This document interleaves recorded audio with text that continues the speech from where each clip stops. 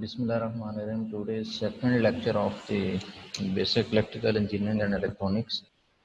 So previous जो हमारा lecture हुआ है उसके अंदर कुछ लोग जो है ना उस वीडियो लेक्चर को नहीं सुन रहे। मैंने उसमें देखा है कि सारी क्लास जो है वो लेक्चर्स को नहीं सुन रहे, तो इसलिए वो ज़रूरी है कि वो तमाम लेक्चर्स जो हैं वो सुने जाएं और आप उन लेक्चर्स को वहाँ पे उसकी वीडियो जो है ऑनलाइन उसको देखें, क्योंकि अगर कोई नहीं देख रहा तो इन बिटवीन हमारे जो लेक्चर्स होंगे उसमें ऑनलाइन वाइवास और ऑनलाइन क्विज़ेस जो हैं वो होंगे।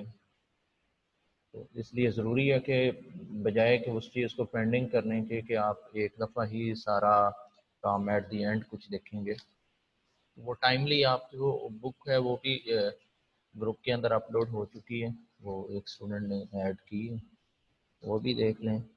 और बाकी जो वीडियो लेक्चर्स हैं उनको जो रेगुलरली जो हैं उनको सुने और उसके अकॉर्डिंग जो है वो आप प्रिपेयर रहें। किसी भी वक्त आपसे जो वाइवा है या कोई आपसे टेक होम क्विज है या ऑनलाइन आपसे कोई डिस्कशंस हैं वो उसके अकॉर्डिंग हो सकती हैं। तो दैट्स वाई इस चीज़ पे फोकस करें कि आप मेक श्योर करें कि आप जो वीडियो लेक्चर है वो इंडिविजुअली तौर पे हर किसी ने उसको पढ़ा है और आपने सुना है और उसके अकॉर्डिंग जो है आपको अगर कोई इशू है तो आप उसमें कमेंट करें ताकि जो प्रॉब्लम हो एट द इनिशियल स्टेज वो आपका वहीं पे रिजॉल्व हो जाए। सो नेक्स्ट हुई जो हमने देखना है, जो प्रीवियस हमने देखा था कि chapter number 1 of the book जो हमारे पास है शोम आउटलाइंस की, उसमें हमने चैप्टर नंबर 1 देखा था जिसमें ब्रीफ आपने पहले एटॉमिक स्ट्रक्चर को, एटॉमिक स्ट्रक्चर के बाद जो हमारे पास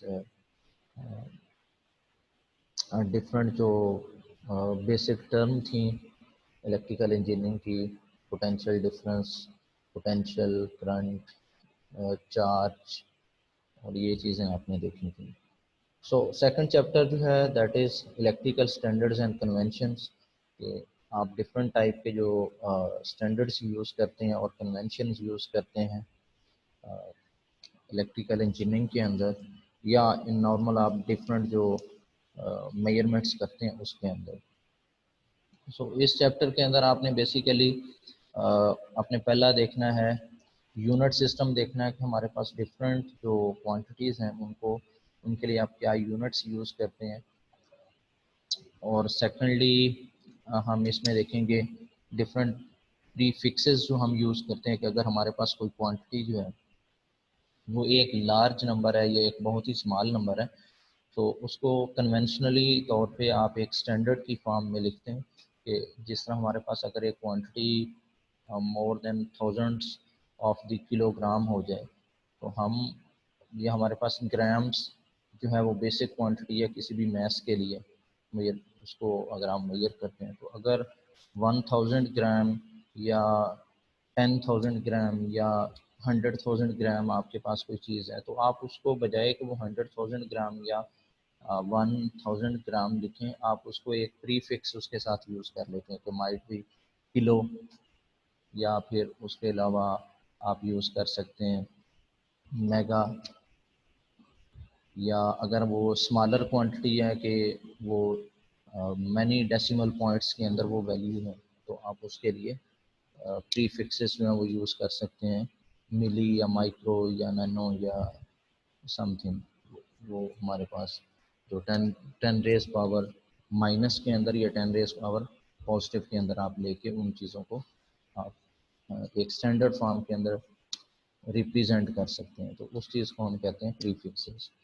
और सिमिलरली आप पावर ऑफ 10 की फॉर्म में आप लिख सकते हैं डिफरेंट जो नंबर्स हैं उनको, या फिर आप साइंटिफिक नोटेशंस यूज़ कर सकते हैं। साइंटिफिक नोटेशन क्या होती है कि मीन आप एक स्टैंडर्ड फॉर्म के अंदर लिखते हैं कि किसी भी एक गिवन नंबर को एक उसका कंप्लीट डिजिट जो होता है वो सिग्निफिकेंट फिगर उसका बना के फिर बाकी जो डिजिट्स होते हैं उनको 10 रेज पावर उतने के अंदर आप उसको रिप्रेजेंट करवा देते हैं। तो mean for example 3 into 10 raise power, यानी आप एक single digit multiple of 10 raise power, तो ये साइंटिफिक नोटेशन है कि साइंटिफिक जो हमारा मेथड है किसी भी नंबर को रिप्रेजेंट करवाने का, तो वो हम इस तरह से लिखते हैं। इसके अलावा राउंडिंग ऑफ है कि आप नंबर्स को अप्रॉक्सीमेट कर सकते हैं कि अगर आपके पास एक लार्ज नंबर है तो आप उसको राउंड ऑफ करके सम सिग्निफिकेंट फिगर्स के अंदर उसको लिख सकते हैं कि जो मीन अगर एक आपके पास नंबर है तो उसके अंदर 10 डिजिट हैं, तो आप बजाय कि वो आफ्टर डेसिमल पॉइंट जो 10 डिजिट हैं या 6 या जितने भी हैं उनको राउंड ऑफ करके आप 3 डिजिट्स तक लेके आ जाते हैं, तो वो 3 डिजिट्स या 2 डिजिट्स तक जहाँ तक आपको रिक्वायर्ड हो एक्यूरेसी रेट, आप उतना ही उसको राउंड ऑफ करके वैल्यू जो है उसको वो नंबर जो है उसको आप इस्तेमाल कर सकते हैं। सिग्निफिकेंट फिगर्स सिमिलरली कि अगर हमारे पास एक गिवन नंबर है तो उसके अंदर हम देखेंगे कि हमारे पास ये जो डिजिट है इसमें सिग्निफिकेंट डिजिट्स कौन से हैं और इनसिग्निफिकेंट कौन से हैं, कि अगर एक नंबर की आप बात करें तो उस नंबर के अंदर कुछ ज़ीरोज़ या नंबर्स ऐसे होंगे कि जो आप उनके साथ उस नंबर के साथ वो लिखें या ना लिखें उस नंबर की वैल्यू के अंदर कोई फ़र्क नहीं पड़ता, तो ऐसे डिजिट्स को हम क्या कहेंगे, इनसिग्निफिकेंट। और वो वाले डिजिट्स जो नंबर के साथ होना ज़रूरी हैं, अगर वो नंबर के साथ जो डिजिट्स हैं उनको आप रिमूव कर दें तो वो नंबर जो है उसकी वैल्यू के अंदर चेंज आ जाता है, तो ऐसे जो होंगे हमारे पास फिगर्स या हमारे पास डिजिट्स उनको हम सिग्निफिकेंट डिजिट्स कहेंगे। तो ये चीज़ें सारी हमने देखनी है। तो फर्स्ट थिंग जो है दैट इज़ कि हमारे पास जो यूनिट्स हैं, हम बेसिकली जो यूनिट सिस्टम है ये यूज़ करते हैं कि आप किसी भी एक क्वांटिटी को अगर आपने रिप्रेजेंट करवाना है तो कोई भी क्वांटिटी जो है वो उसकी रिप्रेजेंटेशन के लिए हमें दो चीज़ों की ज़रूरत होती है। पहली चीज़ उसकी मैग्नीट्यूड और सेकेंडली उसका यूनिट, कि अगर आप कोई भी चीज़ मेजर करते हैं, फॉर एग्जांपल आप एक वेट करना चाह रहे हैं या आप एक मैस जो है उसको वो आप मेजर करना चाह रहे हैं किसी भी बॉडी की, तो आप लिखेंगे कि 7 दैट इज़ मैग्नीट्यूड, कि ये उस बॉडी की मैग्नीट्यूड है। अब आगे उससे क्या लिखेंगे, यूनिट 7 ग्राम, तो इट मीन ये जो बॉडी है इसकी जो मैस है दैट इज़ 7 ग्राम। सो कोई भी क्वांटिटी जो है उसको आपने जब मेजर करना है तो किसी भी क्वांटिटी के लिए ज़रूरी है कि आप दो चीज़ें वहाँ पे होनी चाहिए। पहली चीज़ उसकी मैग्नीट्यूड एंड सेकेंडली उसका यूनिट जो है वो आप डिफाइन करवाएंगे। फिर आप किसी भी क्वांटिटी को बता सकते हैं या जो हमारे पास जो ऑब्जर्वर होगा या आप जिसके लिए वो क्वांटिटी मेजर कर रहे हैं वो उसे समझ सकता है कि ये जो क्वांटिटी मेजर की है ये कौन सी क्वांटिटी को मेजर किया। फॉर एग्जांपल आप दो चीज़ें आपके पास पड़ी हैं, एक जगह पे आपके पास अ, कोई रॉड पड़ा हुआ है और एक आपके पास कोई मैस है, तो अब एक रॉड है उसको आपने मेजर करना है तो रॉड की हमेशा क्या करेंगे आप लेंथ मेजर करेंगे। अब लेंथ को मेजर करना है तो आप लिख दें अगर एक सिंपल कि दिस रॉड इज 6, सो 6 से हम क्या कहें कि क्या इसकी लेंथ जो है, क्या आपको ये क्लियर हो गई कि ये जो रॉड है उसकी लेंथ क्या है? नहीं, हमें क्लियर नहीं होगा जब तक हम उसके साथ यूनिट डिफाइन नहीं करेंगे कि ये 6 मीटर है, 6 सेंटीमीटर है या 6 मिलीमीटर है, या हम उस रॉड को अगर लिख दें 6 किलोग्राम, इट मीन ये उस रॉड की लेंथ हमने नहीं मेजर की बल्कि उस रॉड का जो मैस है वो हमने मेजर कर लिया।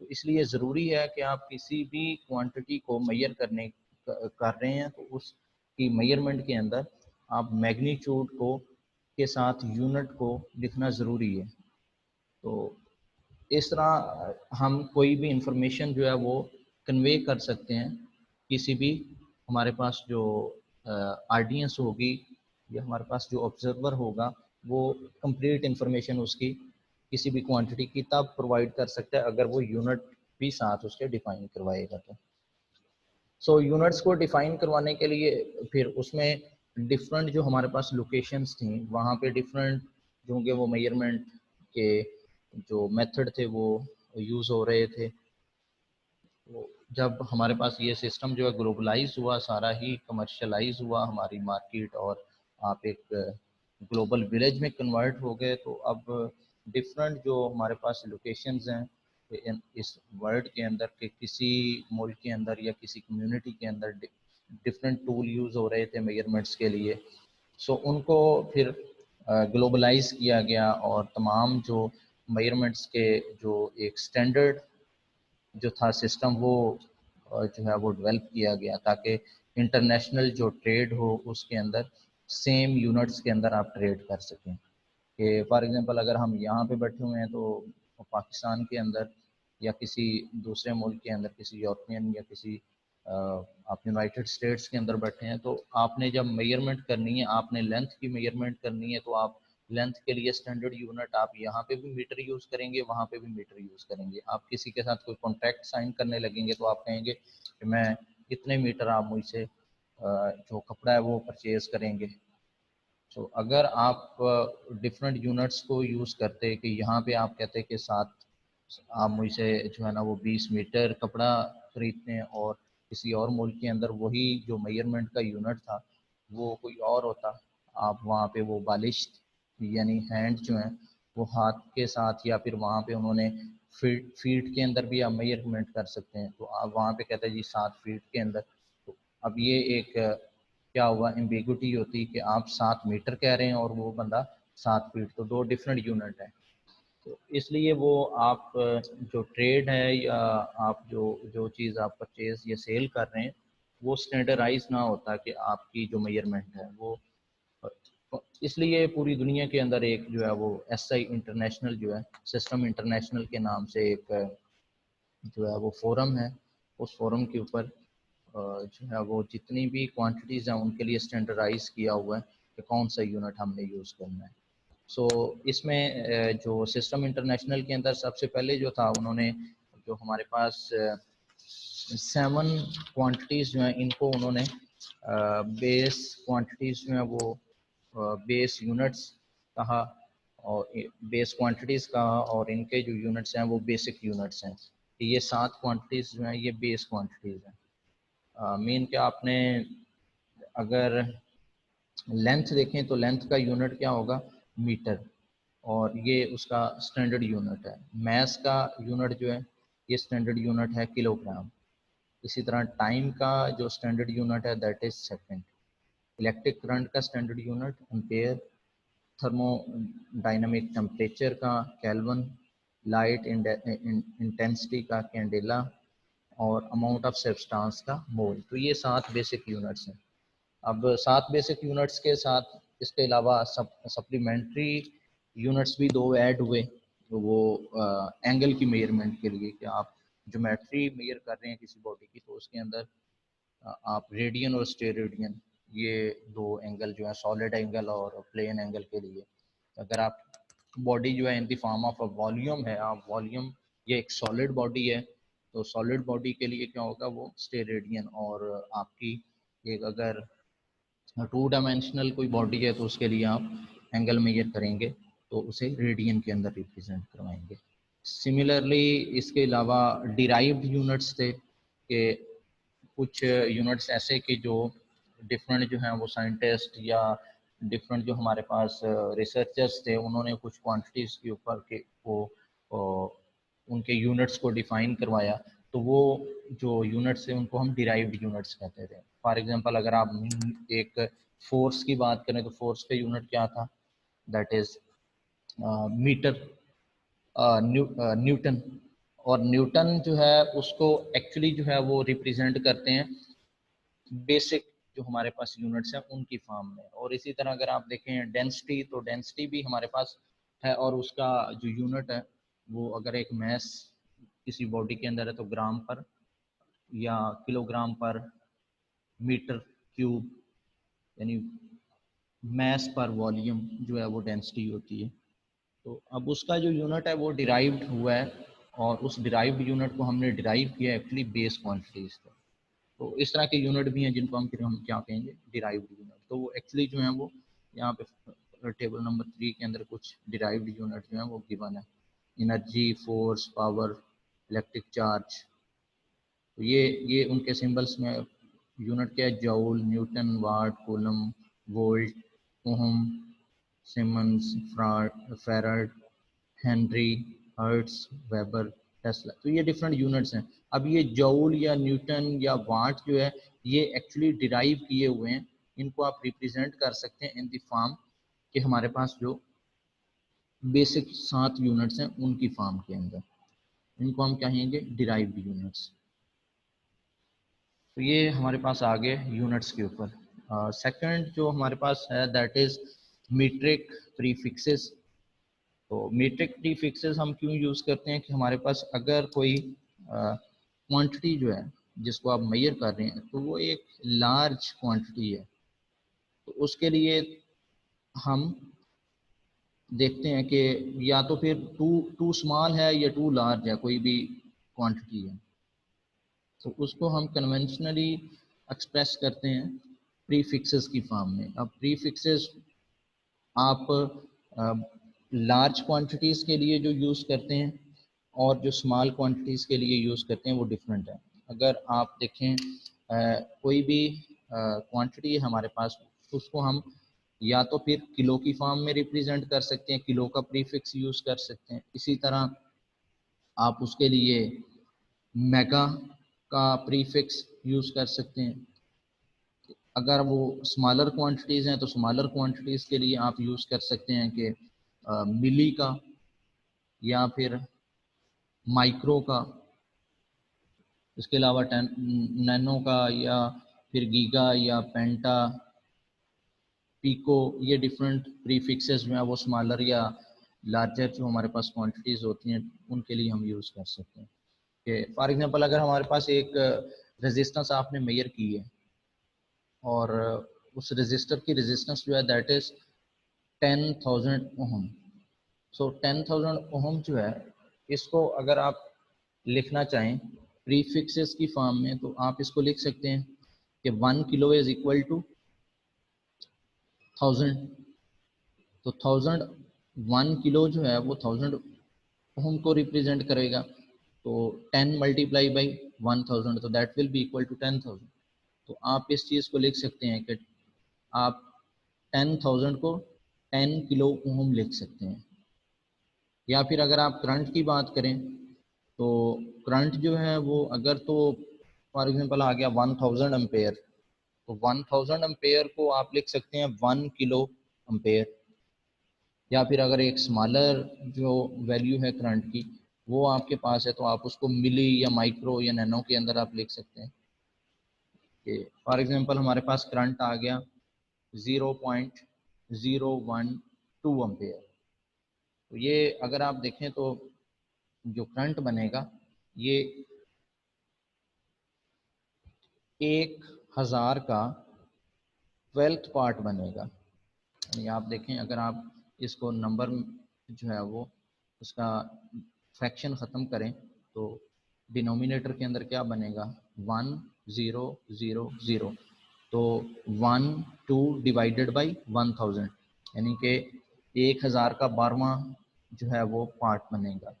तो दैट मीन इट इज़ कि आप एक स्मॉल नंबर को मिली यानी 10⁻³ के अंदर लिख सकते हैं कि आप मिली का मतलब होता है कि एक 1 milli is equal to 1000th part of, यानी कि 1000 का एक हिस्सा जो होगा that will be equal to 1 milli. और अगर आप उसे माइक्रो कहेंगे तो माइक्रो मीन कि एक माइक्रो मीन 10⁻⁶, यानी 10 लाख का एक हिस्सा जो होगा that will be 1 milli 1 micro. अगर आप यहाँ पे देखें तो ये हमारे पास क्या होगा कि 0.00005। अगर आप इसे डेसिमल के अंदर लेके जाएं तो 1 यहाँ पे आएगा और डिवाइडेड बाई 6 zeros, तो ये 5 यानी 5 डिवाइडेड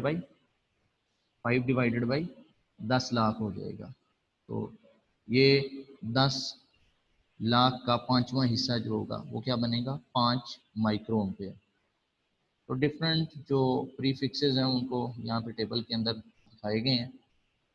कि अगर आप लार्जर क्वांटिटीज़ को मेजर करना चाह रहे हैं तो लार्जर क्वांटिटीज़ के लिए आप क्या लेंगे, मेगा। मेगा मीन मिलियन यानी 10,000, और किलो मीन 1000। सिमिलरली मिली मीन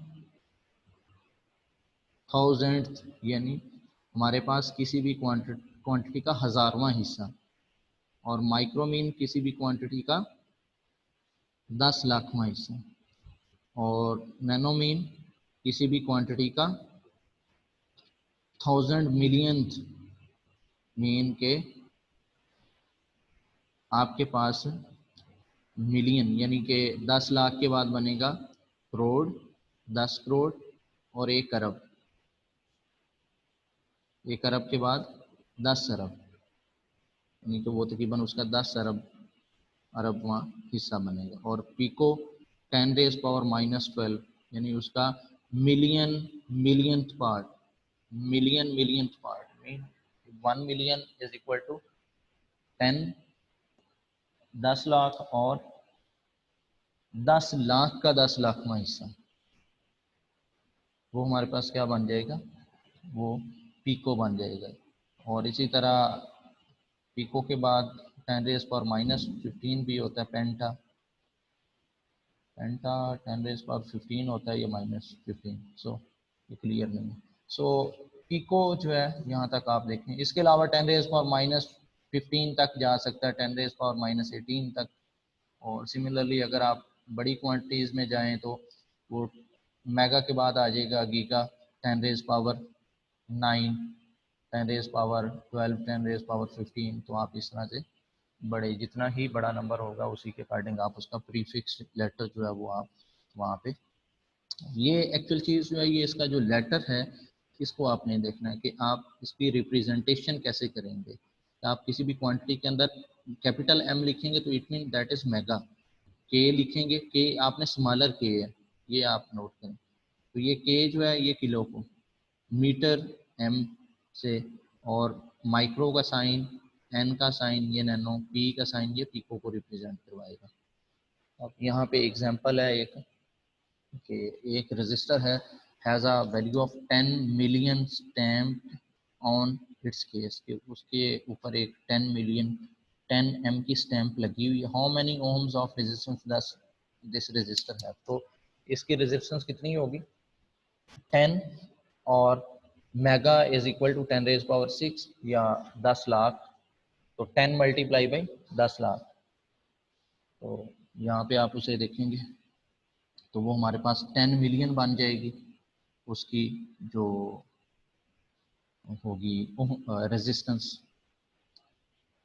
और इसी तरह अगर आप देखें, power station has capacity of delivering 500,000 वाट, तो 5 लाख वाट जो है वो दे रहा है हमारे पास, जो पावर है वहाँ से हमें पावर स्टेशन से मिल रही है। What is capacity in kilowatts, तो किलो वाट्स के अंदर इसको देखें तो कितना बनेगा, 5 लाख डिवाइडेड बाई 1000, तो वो किलो में कन्वर्ट हो जाएगा। तो डिवाइड करेंगे 1000 से, तो that will be equal to 500 kilowatt. तो 1 किलो के अंदर जो होगा 1000 वाट होगा। तो अगर हम इससे बैक जाएंगे तो 500 मल्टीप्लाई बाई 1000, तो वो इतना ही बन जाएगा। तो आप इसको किलो में रिप्रेजेंट करेंगे तो 500 किलो बन जाएगा। इसी तरह आप किसी भी नंबर को पावर ऑफ 10 में लिख सकते हैं, कि आपको डिज़ायर हो कि आप फॉर एग्जांपल कोई एक नंबर आपके पास गिवन है, तो आप उसको कन्वर्ट करना चाह रहे हैं, एक लार्जर नंबर है तो उसको स्मॉलर नंबर बनाना चाह रहे हैं, तो आप 10 रेज पावर जो है उसकी वो 1 2 3 जितनी भी आपने रखनी है उसमें कर सकते हैं। वो डिपेंड करेगा कि हमारे पास डेसिमल पॉइंट कहाँ तक आप लेके गए हैं। ये पावर ऑफ 10 का हमारे पास एक टेबल है। अगर आप यहाँ पे देखें फॉर एग्जांपल आपके पास ये नंबर है 0.000001, तो आप इसको अगर लिखना चाहें तो आप लिख सकते हैं कि 10⁻⁻6। कैसे कि आप अब 1 इंटू 10⁻⁻6 लिखें या 10⁻6 लिखें तो वो सेम है। अब यहाँ से 1 के बाद आप पॉइंट मेजर करें, 1 2 3 4 5 और 6, यानी आप इस ये जो आपके पास फ्रैक्शन वाला पॉइंट है, इस फ्रैक्शन पॉइंट को अगर राइट साइड पे मूव करवाते जाएंगे, राइट साइड पे मूव करवाते जाएंगे तो इट मीन आप माइनस के अंदर पावर को बढ़ा रहे हैं। ये देखें, ये आपके पास फ्रैक्शन का पॉइंट है, ये यहाँ पे इस फ्रैक्शन को फर्स्ट ज़ीरो के बाद फिर सेकंड, फिर थर्ड, फिर फोर्थ और फिफ्थ ज़ीरो यहाँ पे आएगी, फिर फिफ्थ ज़ीरो के बाद आपके पास 1 है, तो आप वहाँ से आगे जाएंगे तो छः लोकेशन, 6 पॉइंट आपने फ्रैक्शन के बाद उसको मूव करवाया है। तो 6 टाइम्स आपने मूव करवा के ले हैं, तो इट मीन जो पावर है 10⁻⁻⁶ हो गई। यानी आपके पास डेसिमल नंबर है ना एक्चुअली, कि आपके पास डेसिमल नंबर्स जो होते हैं वो जिनकी पावर 10 रेज पावर के अंदर हो उनको हम डेसिमल कहते हैं। आपके पास डेसिमल नंबर को आप देखें तो वो प्राइमरी में आपने पढ़ा था कि पहली प्लेस को हम कहते हैं यूनिट प्लेस, 10th प्लेस, फिर उसके बाद 100th प्लेस, 1000, 10,000, 100,000। तो इस तरह हर प्लेस जो है वो मल्टीपल ऑफ 10 होती है, 10 रेज पावर होती है, एक बढ़ती जाती है। पहली प्लेस 10 रेज पावर 0 है, दूसरी होती है 10 raise power 1, 10 raise power 2, 10 raise power 3, 10 raise power 4, 10 raise power 5। तो इट मीन ये वाली जो प्लेस थी ये 10 रेज पावर 1, 2, 3, 4, 5 और 6। तो 10 रेज पावर 6 तक आपने मूव किया, तो क्योंकि आपने राइट साइड पे किया तो फ्रैक्शन वाला नंबर था, तो ये हमारे पास 10 रेज पावर -6 बन जाएगा। ये 10 रेज पावर 5, -5, 4, 3, 2 और 1 को आप लिखेंगे 10 रेज पावर 0, क्योंकि यहाँ पे देखें आपने कोई फ्रैक्शन मूव नहीं की, 0 पॉइंट आप मूव किए, तो 10 रेज पावर 0 किसकी इक्वल होती है, 1 के। अब 10 अगर है तो 10 रेज पावर 1 बन जाएगा। 100 को 10 रेज पावर 2 आप लिखते हैं कि 10 मल्टीप्लाई बाई 10, यानी 10 रेज पावर 2 का मतलब 10 मल्टीप्लाई बाई 10। 10 रेज पावर 3 का मतलब 10 multiply by 10 multiply by 10, 3 time आपने 10 को मल्टीप्लाई करना है। तो 10 रेज पावर 4 मीन के 4 दफ़ा आपने 10 मल्टीप्लाई करने तो 10,000 बन जाएगा। 10 रेज पावर 5, 10 रेज पावर 6, इस तरह आप करते हैं। जितने ज़ीरोज़ होंगे, जितने ज़ीरोज़ होंगे 1 के बाद वो उसकी पावर बन जाएगी। और इसी तरह जो स्मॉलर नंबर होगा उसमें नंबर ऑफ ज़ीरो इंक्लूडिंग 1 जो बनेगा वो उसकी माइनस के अंदर पावर आ जाएगी। 1 या फिर कोई और नंबर हो, यानी अगर यहाँ पे 6 होता तो ये बन जाता 6 इंटू 10 रेज पावर, जो भी आप लिखना चाह रहे हैं, 10 रेज पावर 6 -6 हो जाता है। अब यहाँ पे रूल डिफरेंट जो है वो डिफाइन करवाए गए हैं कि अगर आपने to express number larger than 1 as small number times a power of 10, अगर आपने एक स्मॉल, अगर एक लार्ज नंबर है, एक लार्ज नंबर को आपने smaller number multiply by power of 10 की फॉर्म में लिखना है, तो उसके लिए आप क्या लिखेंगे कि आप 3000 है एक आपके पास नंबर, ये 1 से बड़ा है नंबर, और इसको आपने इस फॉर्म में लिखना है कि आप 10 रेज पावर के अंदर इसको लेके हैं। तो आप जितने डेसिमल पॉइंट मूव करवाएंगे 10 रेज पावर उतनी आप बढ़ा देंगे। फॉर एग्जांपल यहाँ पे देखें, आप 2 डेसिमल पॉइंट तक इसको लेके हैं तो ये बन जाएगा 30 इंटू 10 रेज पावर 2। अगर आपने 3 पॉइंट्स मूव करवा के लाए हैं तो ये बन जाएगा 3 इंटू 10 रेज पावर 3। और इसको देखें, अगर हमारे पास 2 ज़ीरोस मूव करवाई हैं तो ये हमारे पास बन जाएगा 65 इंटू 10 रेज पावर 2।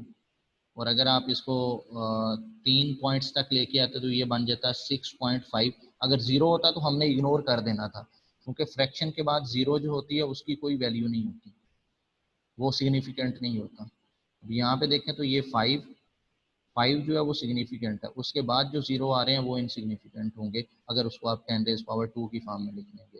ये 6.2 10 रेज पावर 3 लिख दें या 65 इंटू 10 रेज पावर 2 लिख दें। सिमिलरली इसमें देखें तो 88 और बाद में कितने हैं, 4 ज़ीरोज़ हैं। आपने अगर ये नंबर मूव करना है इस पॉइंट तक तो नंबर आपके पास बन जाएगा 88 और फ्रैक्शन आपने जहाँ तक मूव की कितने ज़ीरोज़ आपने पास किए, 1 2 3 और 4। आपने डेसिमल फ्रैक्शन को 4 टाइम्स जो है वो मूव करवाया, 4 पॉइंट्स मूव किया, तो that mean that will be 10 raise power 4। And similarly अगर आप देखें 42.56 एक नंबर ऐसा आ गया।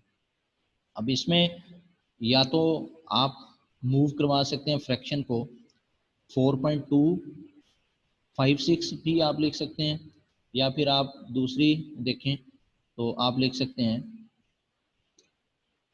425.6 भी आप इसे बनाना चाहें तो बना सकते हैं।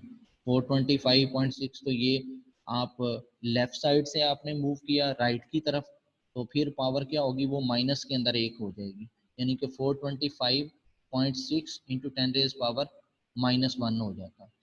अब यहाँ पे आपने क्या किया कि एक पॉइंट आपने मूव किया लेफ्ट साइड पे, तो ये बन जाएगा 4.256 इंटू 10 रेज पावर 1। एक पॉइंट आपने मूव किया लेफ्ट साइड पे।